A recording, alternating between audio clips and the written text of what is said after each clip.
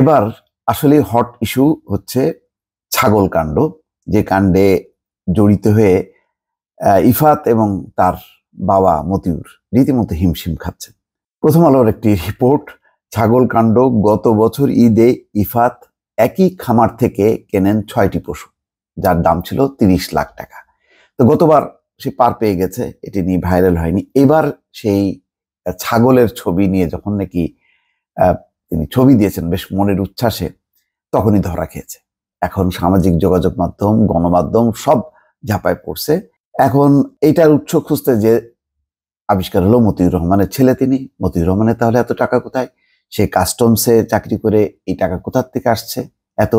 দেখা গেল তার অনেক সম্পত্তি, তার 2টা স্ত্রী, প্রত্যেক স্ত্রীর নামে প্রচুর সম্পত্তি। এখন যেটা বেরোচ্ছে এবার, সেটা হলো যে এবারও সেই বেশ কয়েকটা পশু বুকিং দিয়েছিল, 11 লাখ টাকা দিয়েছে। এখন কোনো পশু আর নেয়নি। ওই ইফাত সাদিক এগ্রোর মালিক মোহাম্মদ ইমরানকে ফোন করে বলছে যে ভাই, আমি বিপদে পড়ছি, আমার কোনো ছাগল পশু কোনো কিছু আমি নেব না।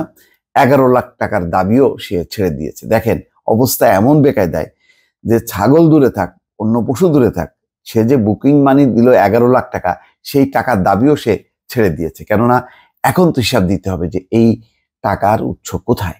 এবং তার বিলাসী জীবন, এখন দেখা গেল শুধু তার পশু প্রেম না, একই সঙ্গে তার হচ্ছে গাড়ি ঘোড়া প্রেম, তার উচ্চ বিলাসিতা, বাড়ি প্রেম, অনেকগুলো প্রেম এখন সামনে চলে আসছে। এখন মহা মুশকিল। তো আজকেও প্রথম আলোর মতন এক প্রথম সারির 1 নম্বর পত্রিকা, তারাও দেখেন এই ইস্যুটা নিয়ে প্রতিদিন রিপোর্ট করছে, কেননা এটা খুবই ভাইরাল, মানুষ এটা জানতে চাচ্ছে। তো এখানেই খবরটা যে ছাগল কাণ্ড, গত বছর ঈদে ইফাত এক খামার থেকেই কেনেন 6টি পশু, 15 লাখ টাকায় উচ্চবংশীয় ছাগল কিনে এবার ঈদের আগে সামাজিক যোগাযোগ মাধ্যমে ভাইরাল হন ইফাত। এই যে উচ্চবংশীয়, এখন আমার ধারণা যে ভবিষ্যতে আর কেউ এই উচ্চবংশীয় কোনো গরু বা ছাগল কিনতে যাবে না। আর এদেরও অবস্থা খারাপ হবে, সাদিক এগ্রোর, এদের কাছে সহসাই আর এখন কেউ যাইতে যাবে না, কেননা তারা তথ্য জেনে যাবে এবং সবাই খোঁজ রাখবে সাদিক এগ্রো এবার কার কাছে কত টাকা দামে পশু বিক্রি করলো। ভালো, এইগুলি একটা সচেতন হওয়া দরকার। যে হারে দুর্নীতি একেবারে কি বলবো, বিষ বাষ্প ছড়িয়ে পড়েছে, তাতে বেপরোয়া সবাই। কেউ মনে করছে যে না, আইন কানুন কোনো ব্যাপার না, টাকাই বড় কথা, টাকা দিয়ে সব ম্যানেজ করা যাবে। এই জায়গা থেকে যদি সবাই যেভাবে লেগে আছে, এটা যদি হয়, তাহলে অন্তত কিছুটা নিয়ন্ত্রণ করা যাবে। বাকিটা সরকারকে প্রশাসনিকভাবে পদক্ষেপ নিতে হবে। এই উচ্চ পদে যারা আছেন তাদের বিলাসবহুল জীবন কিভাবে তারা এত টাকা সম্পত্তি মালিক হচ্ছেন, এবং সব দেখেন যে কি না, উনি মালিক না, মালিককে ওনার স্ত্রী, মালিককে ওনার ছেলে, মালিককে ওনার কন্যা বা ওনার শালা, ওনার শ্বশুর। এই যে শ্বশুর, শাশুড়ি, স্ত্রী, তারপরে পুত্র, এই সবাইকে যে করাপ্ট করে দিয়ে একটা পুরো একটা সমাজের মধ্যে একটা বিশৃঙ্খল পরিস্থিতি তৈরি করা এবং একটা আলাদা একটা ক্লাস তৈরি করা, এইটা বন্ধ করতে পারে সরকার। আর বাকিটা তো গণমাধ্যম তো তার দায়িত্ব পালন করবে। যাই হোক, এখানে খবরটা হচ্ছে উচ্চবংশীয় ছাগল কিনতে গিয়ে আলোচনায় আসা মুশফিকুর রহমান ওরফে ইফাত গত বছরও ঈদুল আজহার সময় রাজধানীর মোহাম্মদপুরের সাদিক এগ্রো থেকে 6টি পশু কিনেছিলেন। এর মধ্যে ছিল 2টি গরু, 2টি ছাগল ও 2টি ভুট্টি খর্বাকৃতির গরু। এই 6 পশু কিনতে তার খরচ হয়েছিল প্রায় 30 লাখ টাকা। চিন্তা করেন, টাকা এদের কাছে কোনো টাকাই না। দর্শক, সাদিক এগ্রোর মালিক মোহাম্মদ ইমরান হোসেন গতকাল শুক্রবার বিকেলে প্রথম আলোর কাছে এই তথ্য নিশ্চিত করেছেন। তিনি আরো জানান, এই ঈদে সাদিক এগ্রো থেকে 12 লাখ টাকায় একটি ছাগল, দাম চাওয়া হয়েছিল 15 লাখ টাকা, 11 লাখ টাকায় একটি গরু এবং 2 লাখ টাকার একটি ভুট্টি কেনার জন্য 11 লাখ টাকা অগ্রিম দিয়েছিলেন ইফাত। অগ্রিম দেওয়া টাকার মধ্যে ছাগলের জন্য 1 লাখ, গরুর জন্য 9,50,000 আর ভুট্টির জন্য 50,000 টাকা ছিল।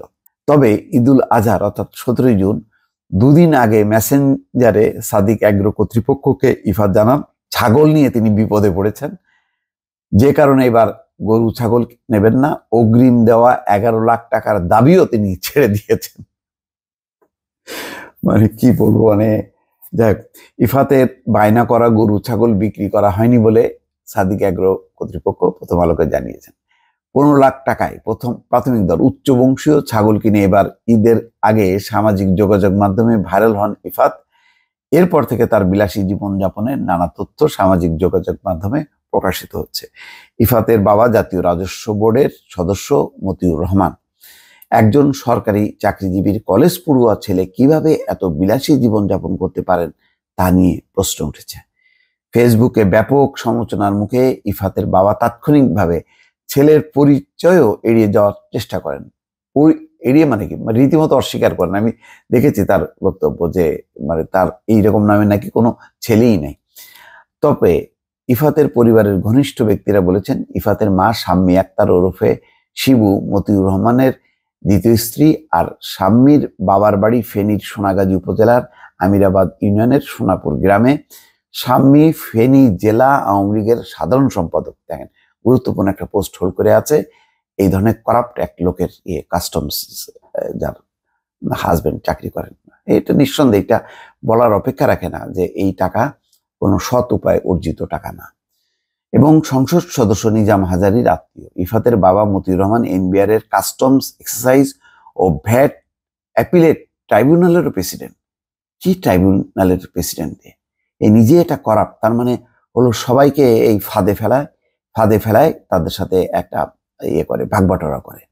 একজন সরকারি কর্মকর্তা হয়েও শেয়ার বাজারে প্লেসমেন্ট শেয়ারের বড় ব্যবসায়ী তিনি। বিষয়টি তিনি নিজেও অস্বীকার করেননি। মানে কিভাবে টাকা উপার্জন করছে, কিভাবে মানে ক্ষমতা ব্যবহার করে।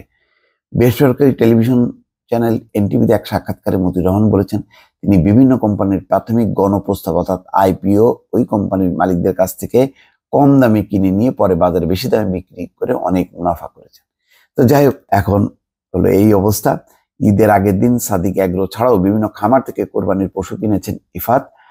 এর মধ্যে রাজধানীর রামপুরার সামারাই এগ্রো নামের একটি খামার থেকে ঈদের 3 মাস আগে 8 লাখ টাকা দিয়ে একটি গরু কেনেন তিনি। এই খামার থেকে আরো একটি গরু 8,50,000 টাকায় কেনার কথা থাকলেও পরে তা নেননি ইফাত।